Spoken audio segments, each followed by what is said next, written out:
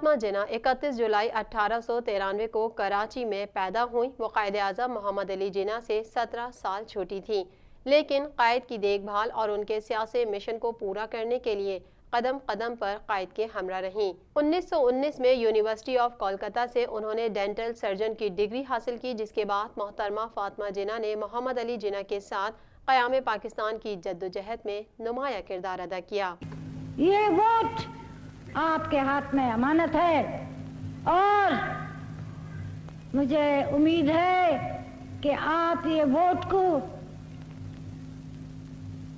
ایک امانت سمجھ کے ملک کے فائدے اور قوم کے فائدے کے لیے استعمال کرنا۔ تحریک پاکستان میں مادر ملت محترمہ فاطمہ جناح کی خدمات ناقابل فراموش ہیں۔ آپ نے جدوجہد آزادی میں حصہ لینے کے لیے برِ صغیر کی مسلم خواتین کو بیدار کیا اور انہیں منظم کر کے ان سے ہراول دستے کا کام لیا۔ مادر ملت کی ہی بدولت برِ صغیر کے گلی کوچوں میں مردوں کے ساتھ ساتھ خواتین بھی تحریک میں سرگرم ہوئیں۔ محترمہ فاطمہ جناح نے قیام پاکستان کے بعد مہاجرین کی آبادکاری جیسا اہم کام اپنی نگرانی میں انجام دیا اور ساتھ ہی انہوں نے وومن ریلیف کمیٹی قائم کی اور پاکستان وومن ایسوسی ایشن کی بنیاد رکھی۔ فاطمہ جناح کی خدمات کے عوض قوم نے آپ کو مادر ملت اور خاتون پاکستان کے خطاب سے نوازا۔ محترمہ فاطمہ جناح پاکستان کی آزادی کی تحریک میں عملی طور پہ اپنے بھائی قائد اعظم محمد علی جناح کے مشن پر ان کے ساتھ رہیں۔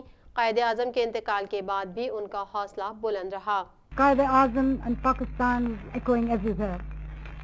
Wherever I met the people, whether it was men, women or children, I was deeply touched by the expression of deep esteem and warm affection for Qaid Azam.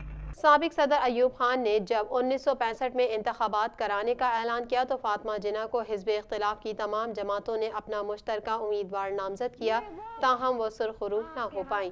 محترمہ فاطمہ جناح 9 جولائی 1967 کو دل کا دورہ پڑنے کے باعث خالق حقیقی سے جا ملیں۔